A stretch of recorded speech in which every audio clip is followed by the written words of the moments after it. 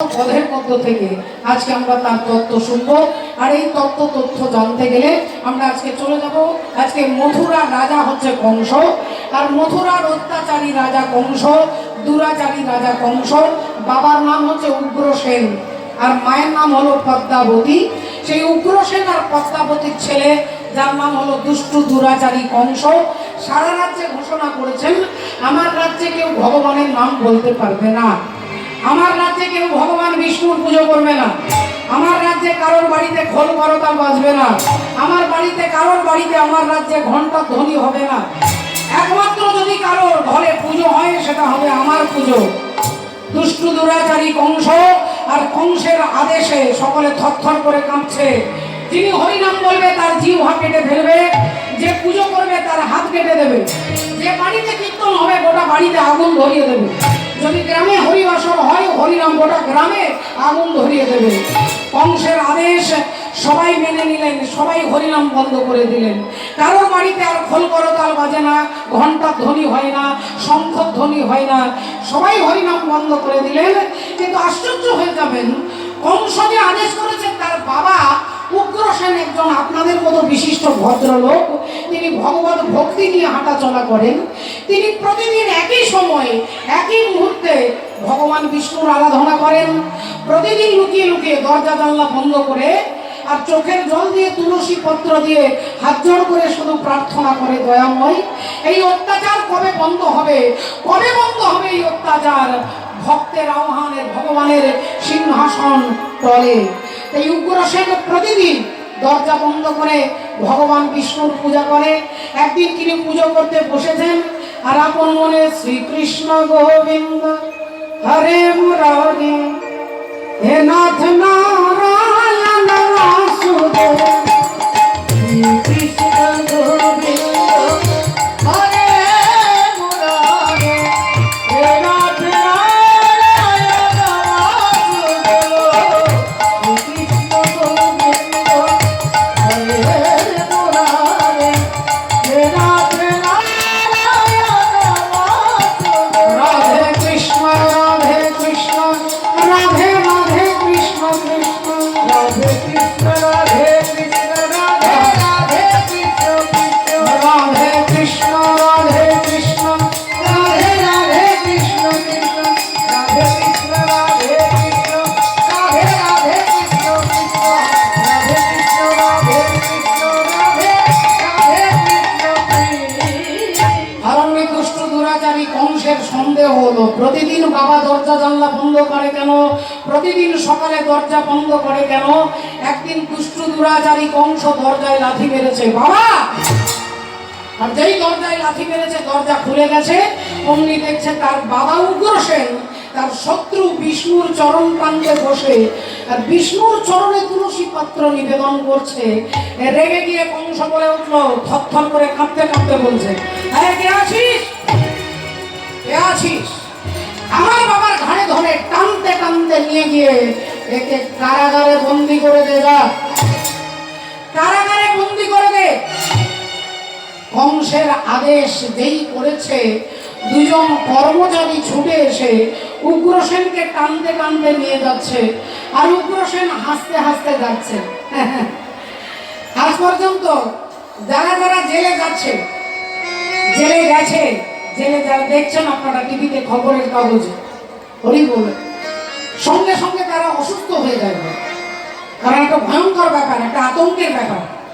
কিন্তু উগ্রসেনকে কারাগারে নিয়ে যাচ্ছে, তিনি হাসতে হাসতে যাচ্ছে।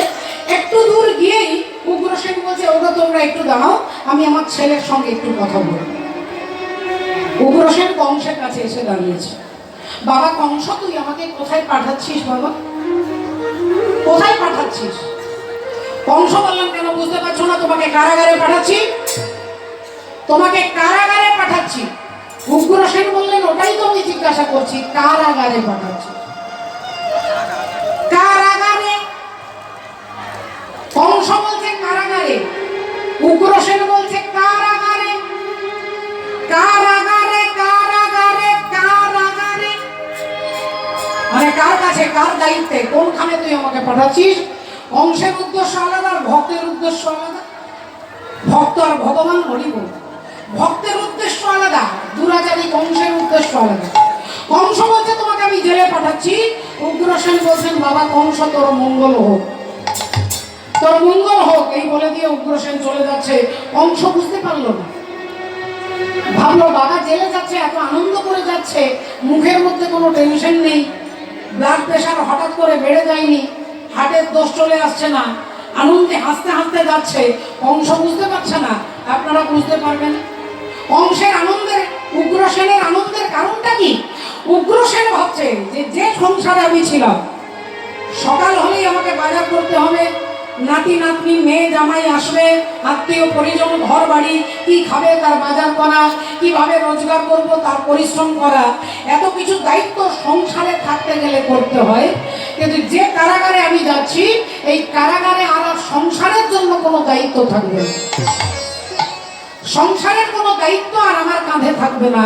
তাহলে কারাগারে বসে আমি নিশ্চিন্ত মনে, সেখানে কোনো যন্ত্রণাও নেই, বাধাও নেই, বিপত্তিও নেই, ওই কারাগারে বসে আমি মনে মনে নাম বলি, আমি মনে মনে নাম বলি, আমি মনে মনে হরি নাম বলি, মনে মনে হরি নাম বলি, সকলে জানা জুড়াইব, মনে মনে হরি নাম বলিব, সকলে জানা জুড়াইব, মনে মনে হরি নাম বলিব, আমার সকলে জানা আমি জুড়াইব, মনে মনে হরি নাম বলিব। যার যেমন ভাব তার তেমন লাভ, যার যেমন ভাব তার তেমন লাভ। ভক্তিমতী মায়েরা, উগ্রসেন বলছে যে আমি কারাগারে বসে মনে মনে তো নাম জপ করতে পারবো, কিন্তু সংসার আপনাকে নাম করতে দেবে না। আপনি ভাবছেন আমি একটু দীক্ষা নেবো, একটু বৃন্দাবনে যাব, বাড়িতে একটা অশান্তি চলে আসবে, বাড়িতে একটা দুর্ঘটনা হবে। আপনি ভাববেন আসনটা পেতে একটু গুরু মন্ত্র জপ করতে যাবেন, আপনার নাতি পেছন থেকে এসে জড়িয়ে ধরবে দাদু দাদু বলে, আপনার কোলে বসে পড়বে, আপনি নামের মালাটা রেখে নিয়ে নাতিকে কোলে নিবেন। এটা সংসারের মায়ার, সংসারের ঝামেলা। তাহলে উগ্রসেন জানে যে আমি কারাগারে ভগবত ভজন করতে পারবো, আর এই ভগবানের ভজন করতে করতে যদি দেহটাকে রাখতে পারি, তাহলে অন্তিমকালে ভগবানকে পাওয়া যাবে।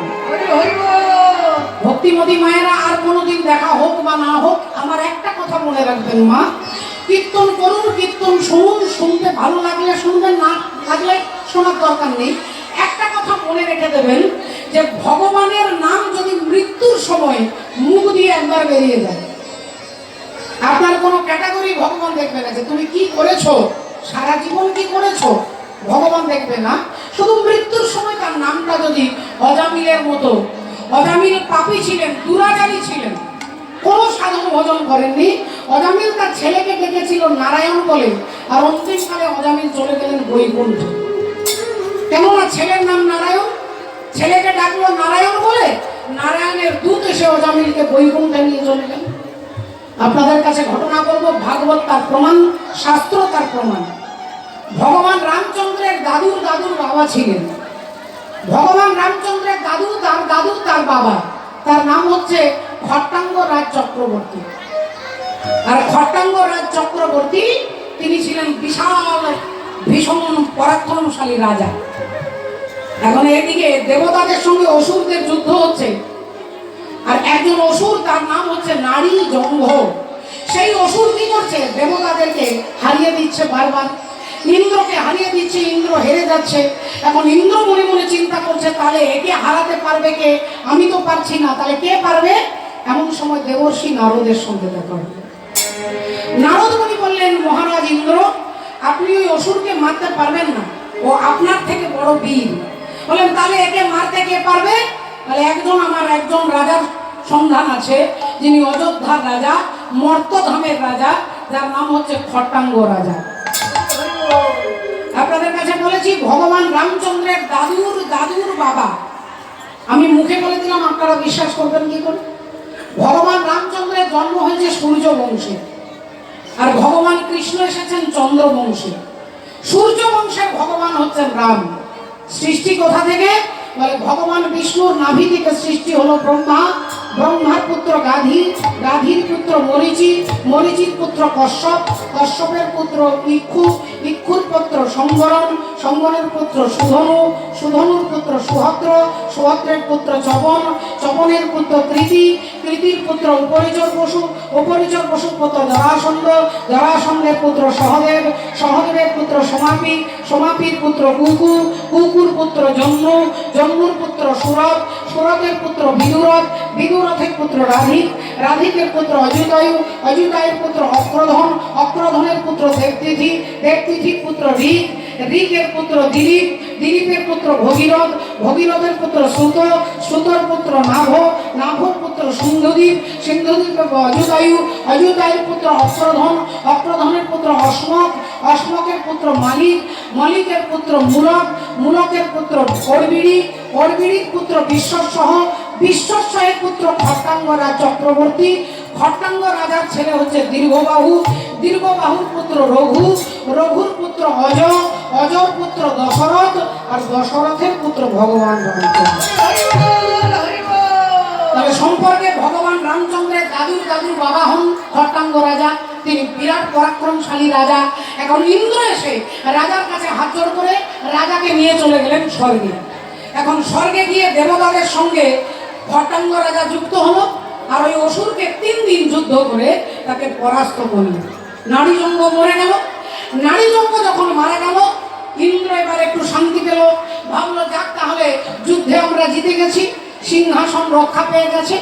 এইবার নারীজঙ্গকে মেরে খট্টাঙ্গ রাজা নিজের দায়িত্ব পালন করে তিনি নিজের বাড়ি চলে আসবেন। আর যেই বাড়ি যাবেন বলে একটা পা বাড়িয়েছে, দেবরাজ ইন্দ্র বলে উঠলো, দাঁড়ান দাঁড়ান, একটু দাঁড়ান। আপনি আমাদের এত বড় উপকার করলেন, অসুরকে মারলেন, আমাদেরকে রেহাই দিলেন, তা আপনি খালি হাতে ফিরে যাচ্ছেন? স্বর্গে এসেছেন, একটা কিছু নিয়ে যান। বলেন না না, আমার কিছু লাগবে না, আমার কিছু লাগবে না। না না না, কিছু লাগবে না করলে হয়? আপনি এলেন, আমাদের জন্য এত পরিশ্রম করলেন, আর খালি হাতে ফিরে যাবেন? হবে না, একটা কিছু চান না। খট্টাঙ্গ রাজা বললেন, আপনি আর কি দেবেন? আমার তো ওখানে সবই আছে, অযোধ্যার রাজা আমি, আমার তো সবই আছে, আপনি আর কি দেবেন? বললেন, যেটা আপনার নেই, যেটা আপনার জানা নেই, সেইটা বলুন না। খট্টাঙ্গ রাজা বললেন, বেশ, যেটা আমার জানা নেই সেটাই যদি আমি আপনার কাছে চাই, তাহলে আপনি আমাকে দয়া করে বলে দিন, আমি আর কতদিন বাঁচবো, আমি আর কতদিন বাঁচবো, আপনি একটু দয়া করে বলে দিন।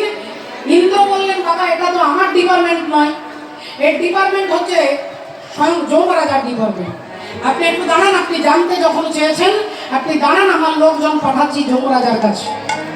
যাও তো যমরাজার কাছে জেনে এনো, চিত্রগুপ্তের খাতা দেখে এসো যে ওই অযোধ্যার রাজা খট্টাঙ্গ রাজা আর কতদিন বাঁচবে, যাও দেখে এসো। ইন্দ্রের কর্মচারীরা গেলেন যমরাজার কাছে। যমরাজা চিত্রগুপ্তকে বলতেই চিত্রগুপ্ত খাতা উল্টে দেখে বলে দিলেন যে রাজা যখন স্বর্গ থেকে নিজের বাড়ি যাবে, বাড়ি পৌঁছে যাবার 24 মিনিট পরে তার মৃত্যু হবে। 24 মিনিট মানে এক দণ্ড, এক দণ্ড সময় পরে তার মৃত্যু হবে। এ কথা যেই বলে দিয়েছে, অমনি ইন্দ্র খট্টাঙ্গ রাজাকে আর বলতে পারছে না। না বলুন না, মানে বলতে চাইছি, এটা কি খুব জানা জরুরি? হ্যাঁ, খুবই জরুরি, একটু বলুন না। বলেন, দেখুন, তাহলে মাথা খারাপ করবেন না, হতে পারে আপনার সুগার বেড়ে যেতে পারে, থরথর করে কাঁপতে পারেন, চোখে জল পড়তে পারে, অনেক দুঃখ পেতে পারেন, কিন্তু আমার কিছু করার নেই। আপনি জানতে চেয়েছেন, আমাকে বলতে হবে। আপনি যখনই অযোধ্যায় ফিরে যাবেন, তার 24 মিনিট পরে আপনার মৃত্যু হবে। আর যেই দেবরাজ ইন্দ্র এই কথা বলেছে, রাজা খট্টাঙ্গ রাজা আনন্দে বলি, আনন্দ যার ঘরে নামে, আনন্দ হারে ঘরে নামে, আনন্দ হারে ঘরে নামে, আমি মৃত্যুর কথা শুনে, আমি আনন্দ হারে ঘরে নামে, মৃত্যুর কথা শুনে, আনন্দ হারে ঘরে নামে, মৃত্যুর কথা শুনে, বলি বলি বলি বলে, মৃত্যুর কথা শুনে, বলি বলি বলি বলে,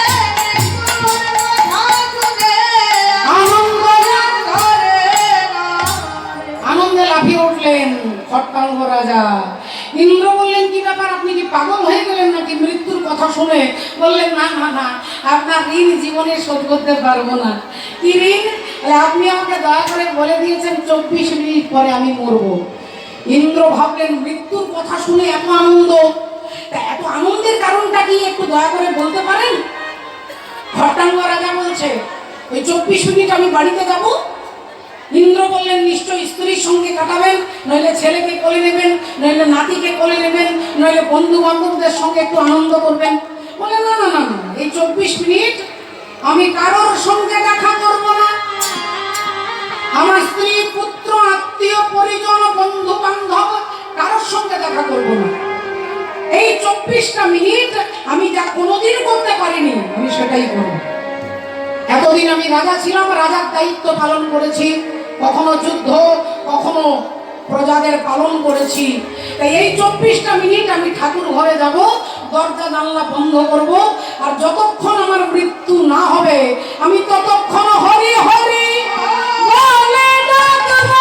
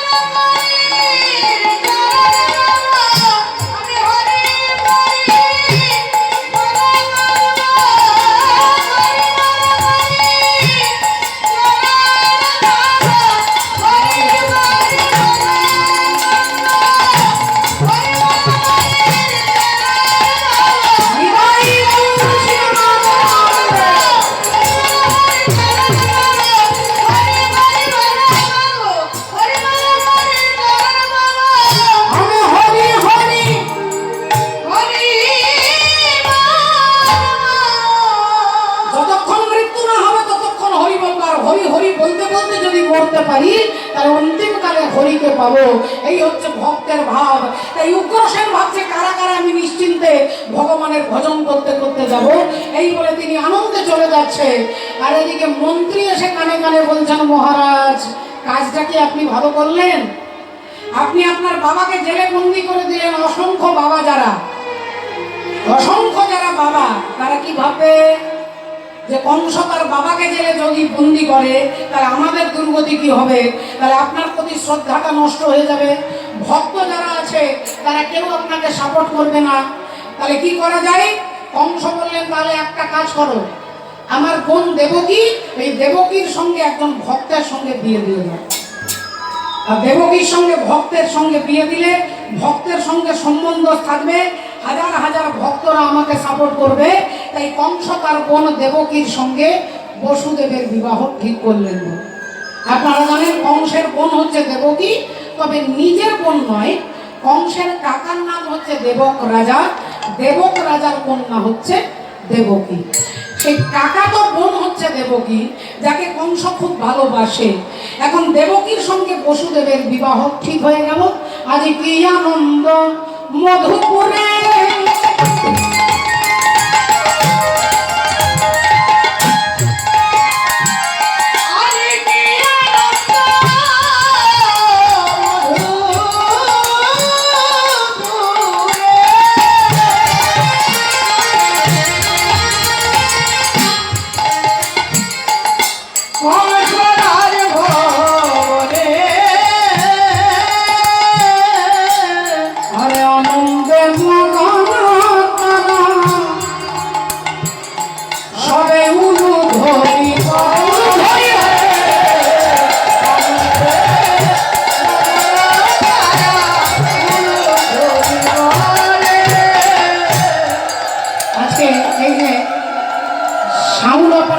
যে ভাই, আমরা আমাদের সম্প্রদায় থেকে তাকে অসংখ্য অসংখ্য ধন্যবাদ জানাচ্ছি। এত সুন্দর সাউন্ড অপারেট করছেন। সাউন্ড অনেক ভালো থাকতে পারে, মাইক মেশিন অনেক উন্নত থাকতে পারে, কিন্তু ব্যক্তিটা যদি উন্নত মাইন্ডের না হয় তাহলে এত সুন্দর সাউন্ড অপারেট করতে পারবেন।